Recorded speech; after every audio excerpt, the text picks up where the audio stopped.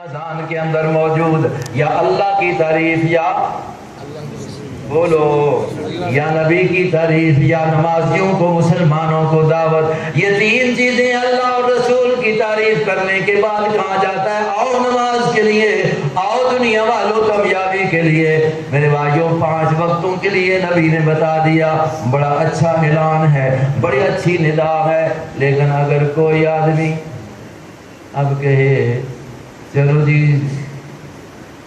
ہمارے بزرگ ہیں یہ چاش کی نماز کا بھی اہتمام کرتے ہیں، اشراق کی نماز کا بھی اللہ نے توفیق دیا ہے اہتمام کرتے ہیں، کہتے ہیں چلو جی سپیکر بھی لگے ہوئے ہیں ہوں چاش کی نماز کے لیے بھی ذرا اذان دے دیں۔ کیا ہوگا کہ اذان میں اللہ کی تعریف ہے، نبی کی تعریف ہے، نماز کے لیے بلانا ہے، تو کیا یہ عمل دین بنے گا کہ نہیں بنے گا؟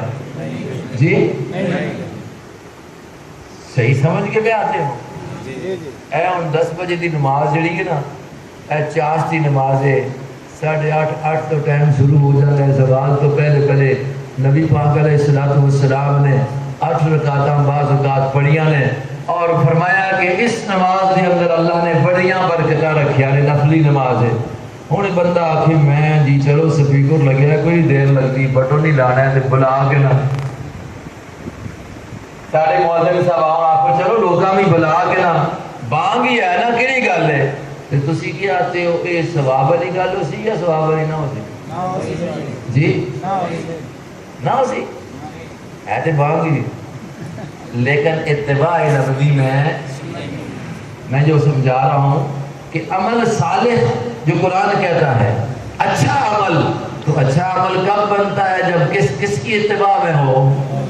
اب آذان بڑا اچھا عمل ہے، کل قیامت کے دن مؤذن کی ہو گردن سب سے بلند نظر آئے گی، سب سے بلند نظر آئے گی، حضور فرماتے ہیں۔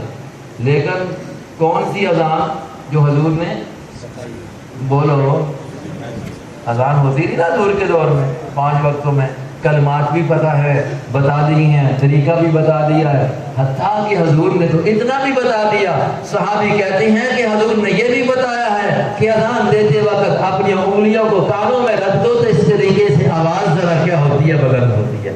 تو یہ بتلایا ہے تو کیا الفاظ پورے نہیں بتلائے ہیں کہ اب ہمیں ضرورت پڑ جائے کہ ہم اس کے اندر اور اذان کے الفاظ کو زیادہ کریں اور کہیں کہ یہ دین ہے، کہیں کہ یہ عمل صالح ہے، کہاں کی بھی حرج ہو گئی ہے؟ بھائی ایسے ہی حرج ہے کہ اس میں نبی کی اتباع نہیں ہے، اور پیارے پیغمبر علیہ السلام کو اللہ نے یہ بتایا ہے کہ بندوں کو یہ بات بتا دو اگر تم میرے ساتھ محبت کرنا چاہتے ہو تو اس کے سوا نہیں ملے گی جب تک میری اتباع نہیں کرو گے۔ اذان دو تو کس کی اتباع میں؟ سارے کہو نا، اذان دو تو کس کی اتباع میں؟ ہاں جی کلمہ پڑھو تو کس کی اتباع میں؟ میرے دوستو کلمہ بھی اگر بڑھا دیا جائے تو اتباع نبی میں نہ ہو، جو نبی پاک علیہ السلام کو اللہ نے بتایا، نبی نے امت کو بتا دیا لا الہ الا اللہ محمد الرسول اللہ۔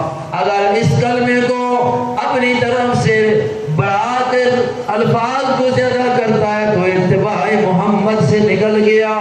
ایسے ہی اذان میں اگر اپنی طرف سے کلمات کو بڑھا کر زیادہ کرتا ہے تو نبی کی اتباع سے نکل گیا، پھر قبول ہوگا؟ میں ایک مثال دیتا ہوں، حدیث میں آتا ہے صبح کی اذان میں ایک جملہ زیادہ کیا جاتا ہے کہ نہیں کیا جاتا؟ کیا جاتا۔ توجہ کے ساتھ کون سا کلمہ؟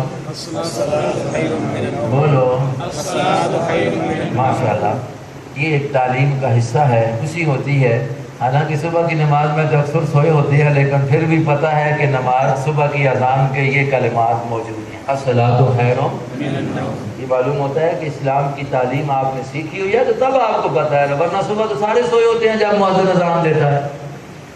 تو یہ صبح کی اذان میں کون سا کلمہ کہا جاتا ہے؟ معنی اس کا کیا ہے؟ نیند سے نماز کیا ہے؟